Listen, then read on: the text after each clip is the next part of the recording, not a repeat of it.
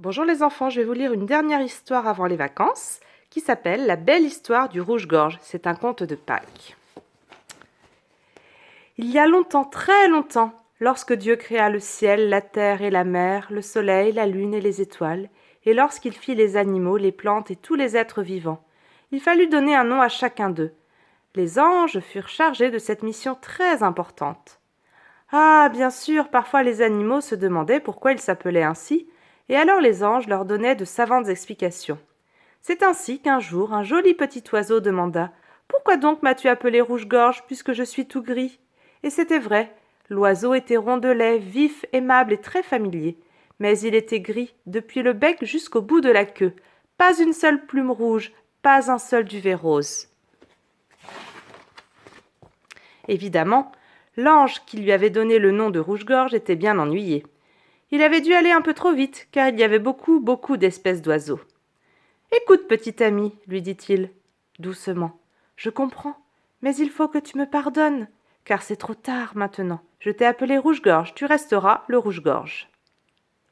L'oiseau ne fut pas très satisfait de la réponse et il devint tout triste. Le Seigneur Dieu, qui sait tout et voit tout, regarda l'oiseau avec bonté, et il envoya un autre de ses anges pour le consoler avec ce message. Petit rouge-gorge, ne sois pas triste. Le Seigneur, ton Créateur, dit que c'est toi qui devras gagner les plumes rouges de ta poitrine. Il faut que tu sois bien attentif, que tu regardes autour de toi, et un jour tu seras vraiment un rouge-gorge, et la terre entière aura pour toi une affection toute spéciale. Tout joyeux, le rouge-gorge bomba sa poitrine en rejetant sa petite tête en arrière et fit s'envoler vers le ciel une admirable mélodie. Puis il partit à tire-d'aile. Quelque temps après, voilà qu'il rencontre un oiseau, absolument semblable à lui, un oiseau rondelet, vif, aimable et familier, un oiseau tout gris également. Aussitôt, son petit cœur se met à battre d'amour dans sa poitrine, et il bat si fort qu'il se dit « Ah, je sens le feu qui embrase mon cœur. Sûrement c'est la chaleur de mon amour qui va colorer en rouge mon duvet. » Hélas, l'oiseau resta gris, et ses petits aussi, et les petits de ses petits. Mais à chaque naissance, les parents rouge-gorge transmettaient à leurs oisillons la promesse que l'ange leur avait faite. Un autre jour, il y eut un concours de chant entre plusieurs oiseaux de différentes espèces. Le rouge-gorge chanta si haut et si fort, il gonfla si bien sa poitrine pour faire honneur à son Créateur, qu'il sentit sa gorge brûlante et crut qu'enfin elle était devenue rouge. Cependant, une fois passée l'émotion, l'oiseau redevint tout gris depuis le bec jusqu'au bout de la queue. Une troisième fois, le rouge-gorge crut le moment arrivé. C'était au cours d'un combat où l'oiseau avait dû défendre ses petits. Il se battit si courageusement pour leur vie que son petit cœur s'enflamma à nouveau très fort et il battait à tout rompre. Mais pas de gorge rouge après le combat. Même les blessures de la bataille d'où s'échappait un filet de sang guérirent très vite. Les rouges-gorges continuèrent à aimer, à chanter et à lutter, jusqu'au jour où l'un d'eux fit son nid sur une colline près de la ville de Jérusalem. Des petits étaient nés et leur mère les avait abrités dans un buisson de roses au bord d'un chemin. Ce jour-là, il commençait à faire très chaud.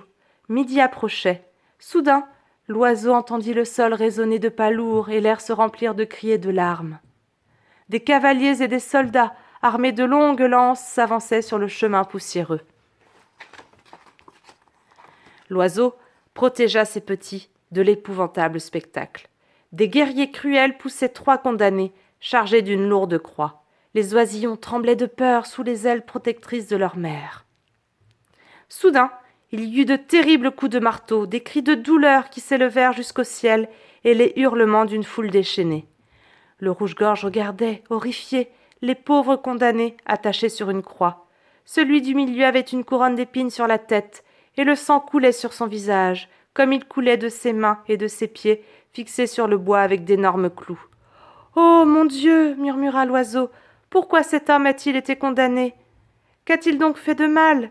Il est si beau, ses yeux sont si doux, son regard est si bon et si pur.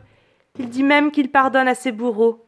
Et cette femme qui pleure doucement au pied de la croix, oh mon Dieu, c'est sûrement sa mère, pauvre maman.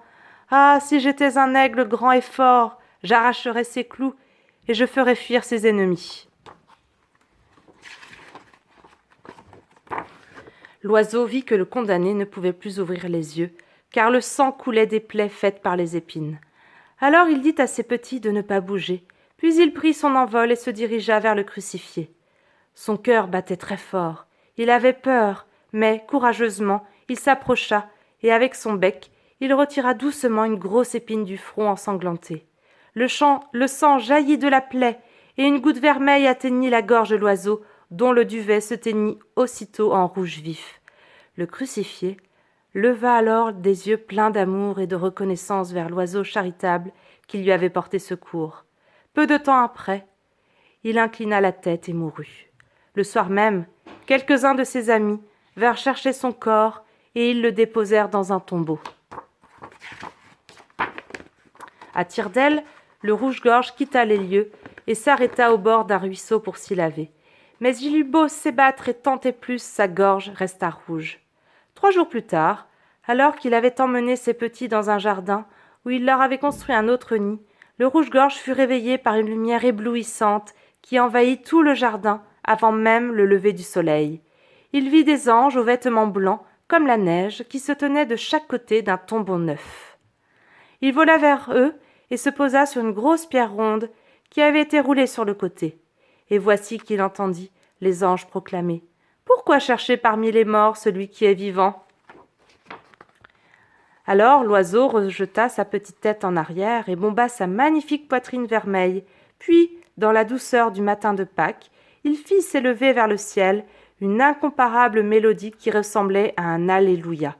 Et c'est ainsi que la promesse de l'ange s'était réalisée.